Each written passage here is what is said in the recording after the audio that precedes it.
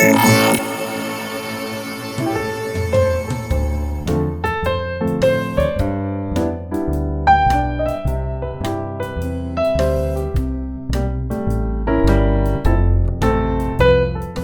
and welcome to the Ledger Lounge, an accounting and business advisory podcast brought to you by James Scott at Manchester.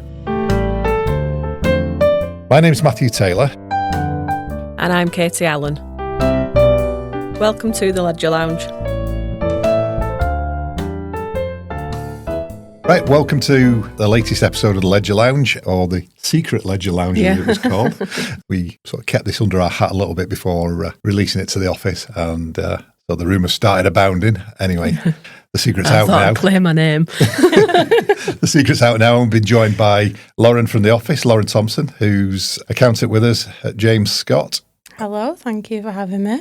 Welcome. Glad to be a part of the Secret podcast. Yes. How long have you been with us now? 2.5 years. Wow. Oh, time flies when you're having fun, you see. It feels like you've probably known me much longer. It's gone really fast, that, actually. Well, 2.5 years. We sort of did, didn't we? Not quite directly. Well, but your mother worked for us She did. a long time ago. She did. 20 years ago. Only for a short period. Yes, a very short period. But She remembered you, Matthew. Oh, well, there you go. One scene never forgotten. But not Can't be Brandon. missed. I think one of the things that we've noticed, especially your personality and the way you work, is that you're really, really keen on building client relationships. I am. I love talking to people. All day long, my phone is constantly to my face. It's on speaker. I'm talking while I'm working, just getting to know them and sort of building more of a personal relationship, which I quite enjoy. Yeah. I think it's really important because we all work better with people we get on with, don't we? I think so, finding out a little bit about them as an individual. Yeah, what they're up to at weekend, what they're doing that night, where they're going on holiday, and really getting to grips with who they are and what their business does, and keeping in contact with them, I think is really important. Yeah, I think so, and I think that's underpins what we're trying to do as at James Scott, which is improve client relations or customer service so that our clients get the best out of us as well. And I think there's certainly in the past been a stigma of when your accountant rings, everybody goes, oh no. Yeah, what do they want? What do they want?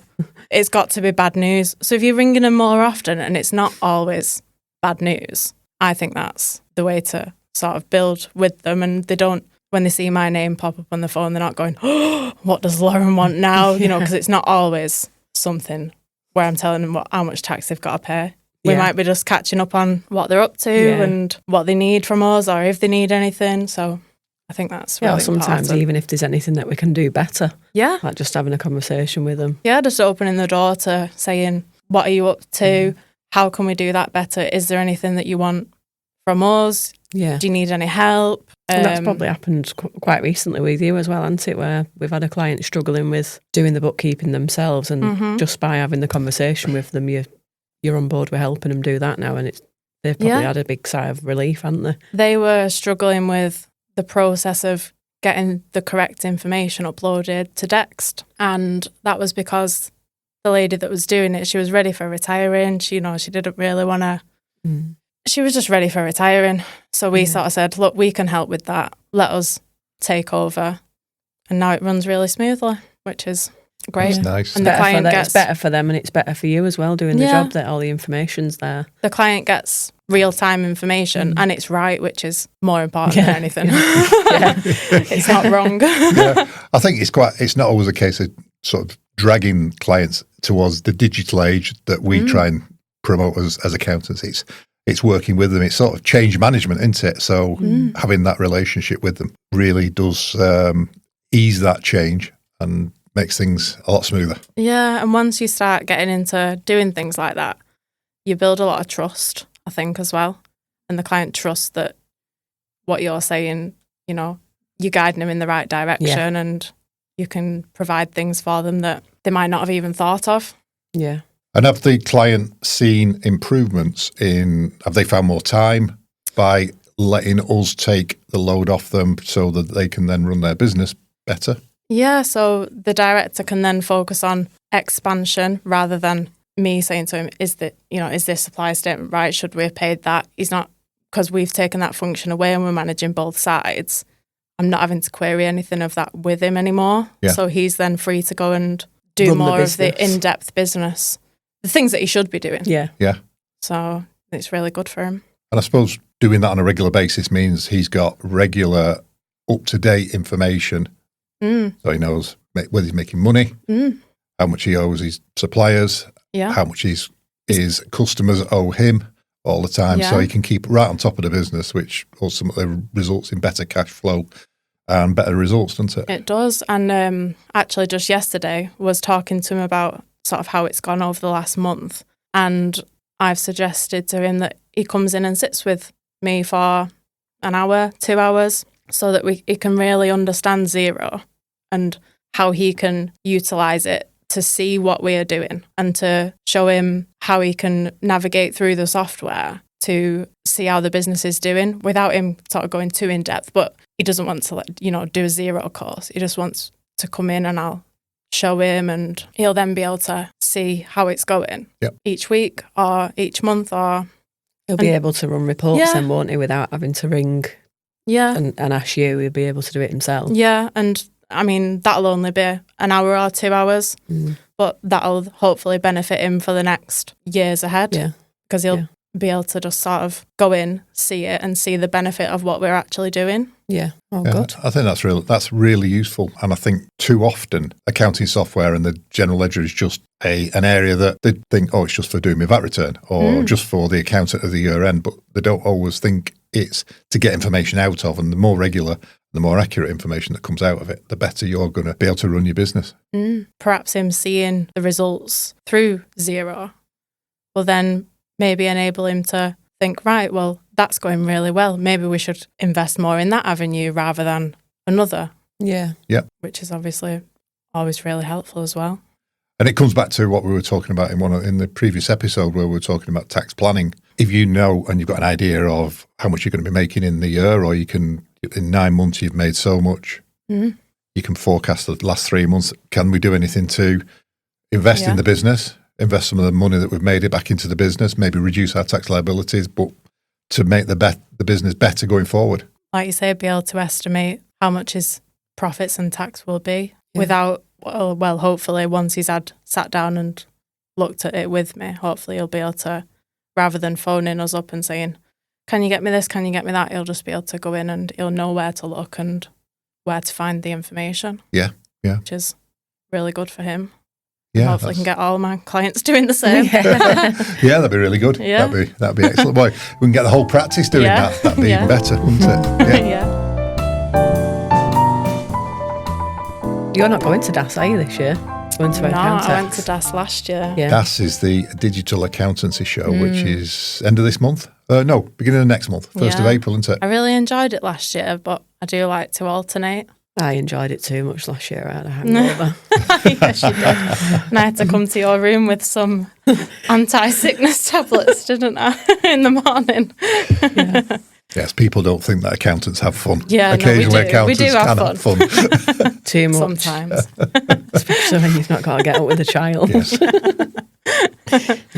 So this year we're going to DAS on the We're going down on the Monday, aren't we, the 31st. So there's a speaker there on the Monday evening on AI. Again, every time we come on this podcast, we talk about AI, the future. It's very exciting, but also very scary, in my opinion. Yeah. Yeah. I think you just need to control it, understand it, and be in control of it. So that's going to be on the Monday afternoon. Yeah. So that'll be good. Yeah, and then Tuesday's full schedule of, they have different things going on, don't they? Different areas in DAS where you can choose what you're more interested in to go and watch a speaker or there's so look many at a demo people of a software. showcasing what they're doing, isn't there? Yeah. I mean, Yeah. you can spend literally all day going around just to the stands, can't you? And you still wouldn't have done half of them. And you come home with about 15 water bottles and a couple of t-shirts. No, I try if you're not Brendan to take anyway. the merch. Try not to take the merch, because after my first year at Accountex, I came home with about 6 water bottles, which are still in my cupboard. So this year I won't be taking anything. Yeah. I think the vendors will be over the moon. Yeah. You can reduce the I'm marketing sure budget. I think good things come out of it, though. It's not just about merch, and it's not just No. about. I think quite often we go there and you'll see a new piece of software, a new app that you can use for clients. Yeah. I think it was there that we first met the guys from A2X. Ah. I think it was either there or ZeroCon. I think it might have been ZeroCon. Yeah. A2X is a link between the A is Amazon and the X is Zero, and that was the initial link between the two. And what it does, it takes any e-commerce business, it'll take the settlement out of Amazon, reconcile it, because I don't know if anybody's ever tried to do an Amazon reconciliation manually. I have. They are pretty much impossible to do, and will take hours, whereas the software does all the heavy lifting. It does. Since then, it's been expanded to Shopify. yes, Shopify and Etsy and eBay. eBay, yeah. So any e-commerce platform, or those major e-commerce platforms, it'll take those settlements and reconcile them. I'm still waiting for TikTok Shop, I think it's on I its think way. it'll be I think it won't be long. Yes, because I'm still doing those manually at the minute. Ooh. yes. But I've had both sides of Amazon. So I've worked at a couple of practices before. And before joining James Scott, I did used to have to post the Amazon settlements manually. And like you said, it was an absolute nightmare. And when I came to James Scott and you showed me A2X, I was like, my mind was blown. I was like, wow, this is amazing. And it really is. Yeah. Because once it's set up right, it's brilliant. I think it's good as well that I've got a client who sells both zero rated and standard rated products. So if he's created a new product, a SKU in Amazon, my settlement won't post until I've like remapped that SKU, which is good, because at least you're not able to send a settlement over that could be wrong. It's really like prompting you that, at actually there's something wrong with it. Really good at picking up errors and identifying something new. Yeah. It won't just send it, it'll prompt you to make it right before it goes, which is really good. Obviously, when you're doing things manually prior, it's just all there in the figures, and you've got to drill down into like thousands of figures to find, and filter down to like different countries, and just an absolute so much time spent doing it manually at a previous practice. Yeah. And then probably not even looking at the figures though as well. You've got a job to do, haven't you? Then you're just getting the figures into the system to get the end result of a VAT return done. Or A2X enables you to once it is set up, setting up takes it some time, but once it's set up, it enables you to post those payouts and settlements, and they're correct. Yeah. And, it's one click of a button. And then you can then spend that time talking with your clients or running through the figures, rather than trying to run through 1,000 lines to find all the payments to France. And So it deals with exports as well. Yeah, particularly with Amazon. It highlights which element of the settlement is from a different country. Yeah. So as long as your mapping's correct, then it'll post it to the correct zero-rated VAT treatment. Yep. Yeah. Which is really good. Excellent. And then I imagine you can report based on your sales in each country. Yep. Yeah, because each one's a different marketplace for Amazon. Yeah. So you can look at each one as an individual or the full Amazon account as a whole, which again is really good, because you can see how you're doing in France versus Germany versus the UK or wherever that particular client sells. I've got it on just recently actually, on one of our clients wanted to track how many Amazon refunds how many sales the refund on Amazon, eBay, quite a few other platforms, which is good because you can just change the map. Once you've created the nominal code in Zero, you just go, right, all my refunds are now going to 02 or whatever the code is that you've set up, which is good because he's now looking at the reports, knowing. It kind of indicates to him, right, okay, our refunds are really high on Amazon. What can we do to change that, rather than just looking at one quite large figure of whatever his sales are and not knowing what element of refunds are involved in that transaction. And A2X makes that really easy. I mean, he probably can see that on his actual Amazon account, but it's just easier to see 1 month's figure. He'd probably think he's got a normal level of returns. Yeah. And then if anything When he suddenly sees the pops numbers. up and he gets a spike, he can then look into his Amazon account and see where Or even his what the products suppliers, were that were being returned, because it might indicate a poor product. Yeah. So that might save him, especially if you're importing from China. Bring the stuff over, paying duty over, which will be difficult to return. Waiting a couple of months as well for those products to actually arrive in the UK before you can sell them. Yeah. If they're rubbish products, that is. Yeah. And once you get them, you've got them basically. Aren't you? You're not sending them back probably. And one other link to the SKUs that you were talking about, Katie, is the cost of sales that you can transfer as well. So if you've got the price of your goods, you can do a cost of sales transfer. So you get a really, really accurate picture from your accounts of your trading activity in the month, which again, all automated, all posted. Yeah.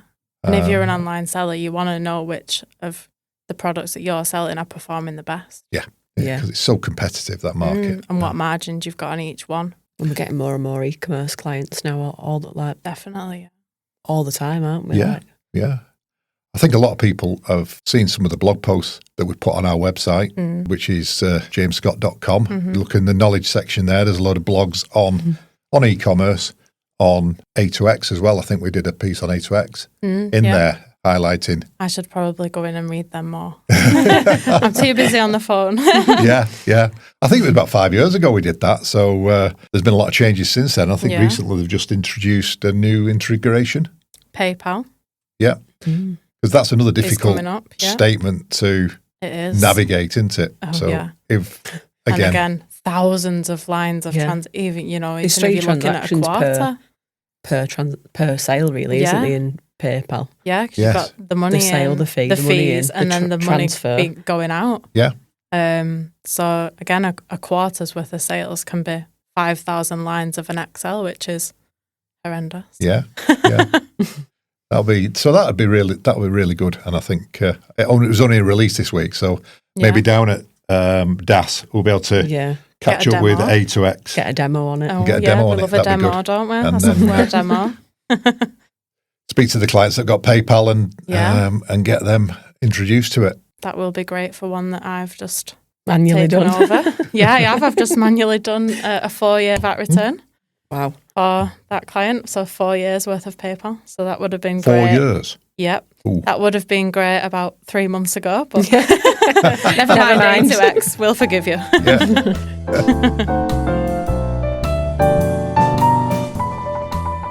I think one of the biggest areas since Brexit came in was the introduction of, the multiple VAT rates that you had to charge your customers if you were selling to individuals, non-VAT registered people in the EU.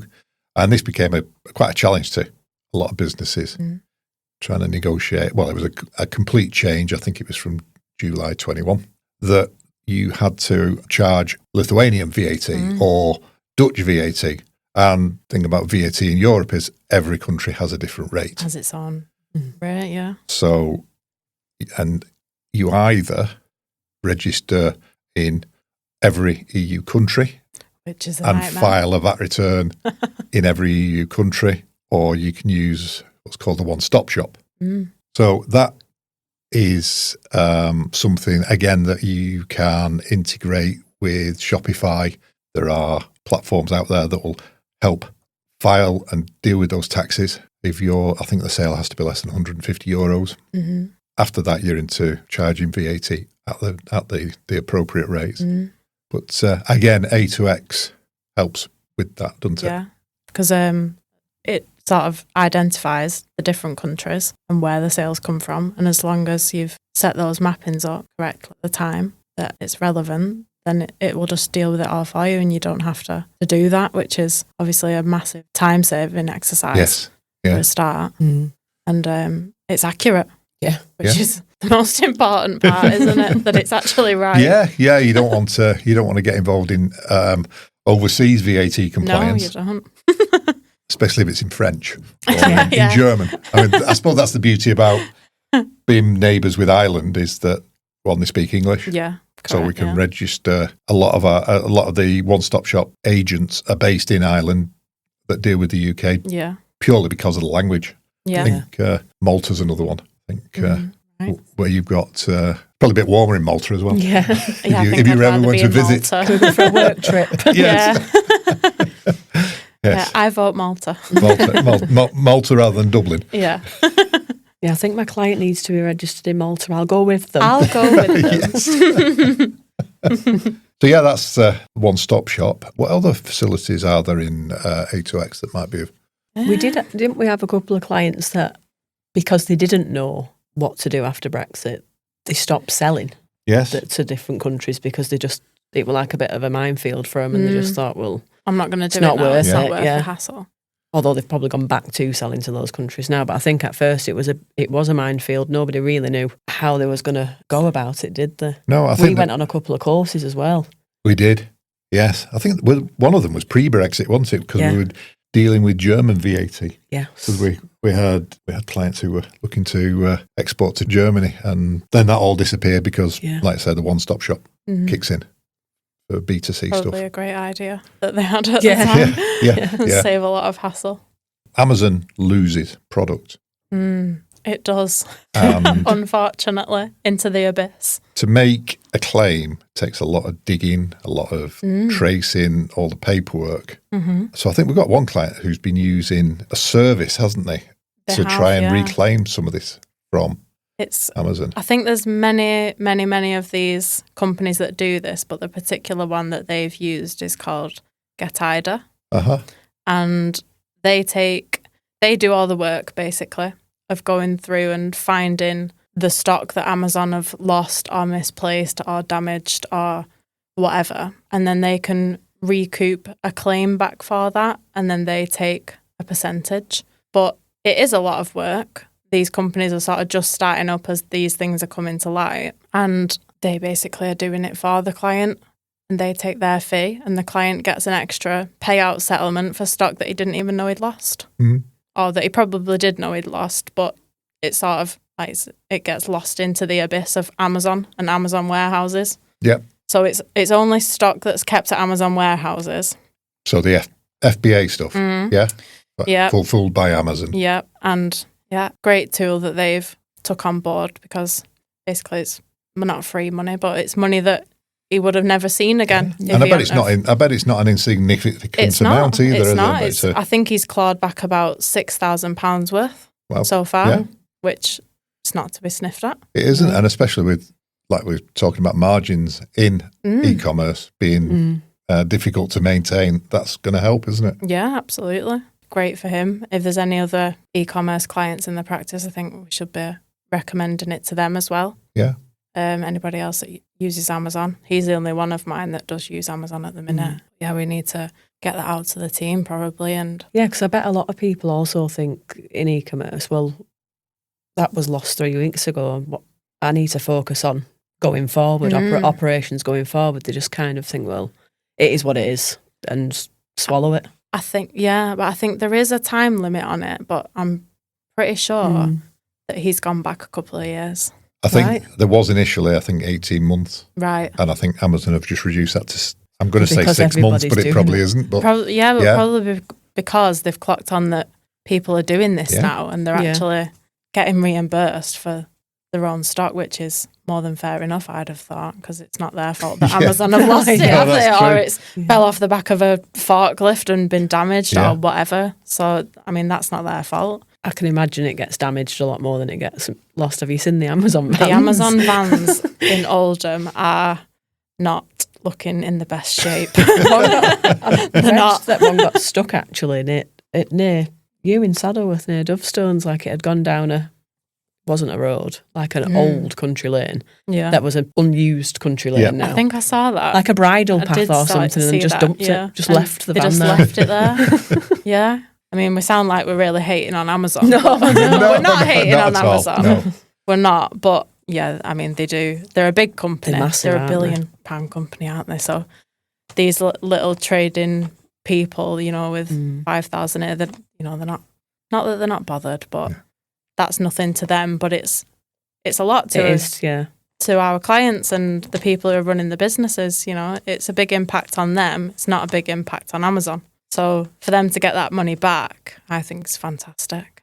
So these are all real life instances of our clients using technology to run their business, to make that business as efficient as possible. So if you were an e-commerce trader, whether we're sort of majored on Amazon here, but I think the same relates to eBay, relates to TikTok. Etsy, TikTok. So if you're doing that, what would your advice be to somebody who was thinking about running, or even is running an e-commerce business and sitting down and trying to reconcile those Amazon statements? Don't bother. I think, in all seriousness though, if you're just starting out, I think you need to set out on the right foot, because a lot of people will start trading on a business and they'll trade for 12 months and go, oh, I need an accountant now. If you start off from day one, we can put these things in place from day one. And from day one, it's been right, it's been correct, it's easy, it's seamless.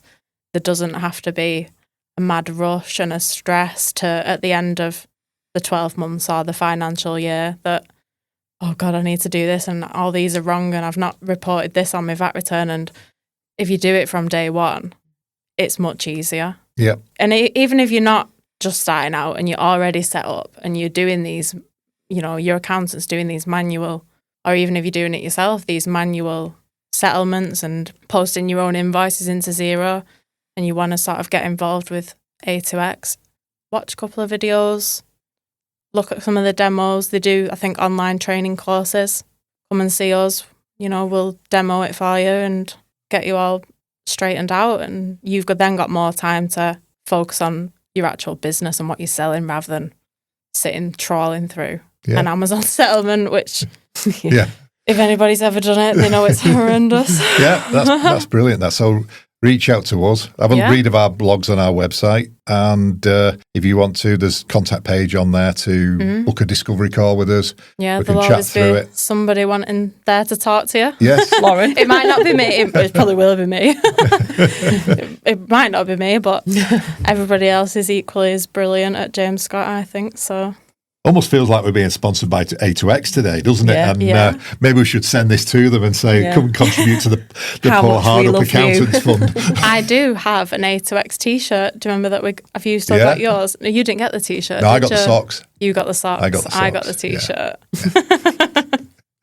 So hopefully, maybe they'll listen to this podcast at some point and be in touch and say, I should have worn it under my James Scott hoodie, shouldn't I? Yeah, it's a fantastic tool. Brilliant. Would recommend it to anybody that's doing e-commerce. I think we didn't have many manual A2X clients. Before we got A2X, I mean, like we probably only had two, maybe three. Yes, you probably did. Yeah. If we have, well, I used to work with Agatha, and I used to say, you can do that if you want. Yeah, I didn't have an Agatha at the old place that I worked, so it was just sort of lumped on me and reconcile that, please. My VAT return's due in a week. So, you're going through and doing 3 months worth, which is horrendous because at James Scott we do things monthly or even weekly, which is great. So you're not having to go back and look at 3 months or 6 months or even 12 months. Yeah. Okay, so I think not quite done A2X to death, but I think covered it in some depth there. And which I told you you'd never get me to stop talking. Leah says we've got to give her a shout out today. Oh yeah, shout out to Leah. Yeah, she said hi Leah. And Max, he's coming on the next one. I've already told him. No, he doesn't want to, but I told him he has to. I've been talking to a few potential guests for podcast for next episode, so got a couple of people lined up there. Very which exciting. will be good. So I suppose the next few weeks are going to be busy from our point of view. We've got quite a bit coming up. Tax year and as well as moving house. Oh yeah. Well, did you forget about that? And moving the office. Moving offices. Yeah. Seems to be getting into full swing this week. I think the office seems to be disappearing around us. Well, I walked in today and there was things being taken off the wall, and I thought, oh no, it's really happening. Yeah, yeah, we're leaving here. The new offices are brilliant, though. I think they're going to look lovely. They will. They will look fantastic. I'm going to pop up there afterwards. I think the painter's nearly finised up there, so that'll be good. Nice. We're going to have a look. Helen was saying, we've got 19 days before we move. And I say, yeah, but 6 of those are weekends.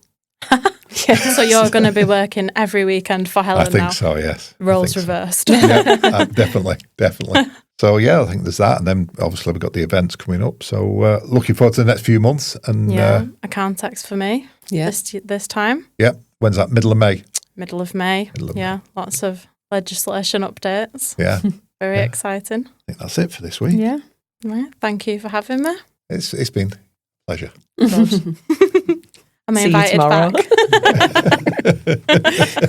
Yeah, you'll find out. They'll make the cut.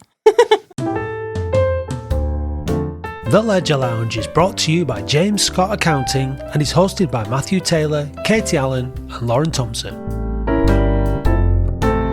For more information, visit jamesscott.com. This podcast is recorded at and produced by KUPOD Productions, audio by Matt Dean and video by Eddie Corteen. For more info, visit kupod.co.uk.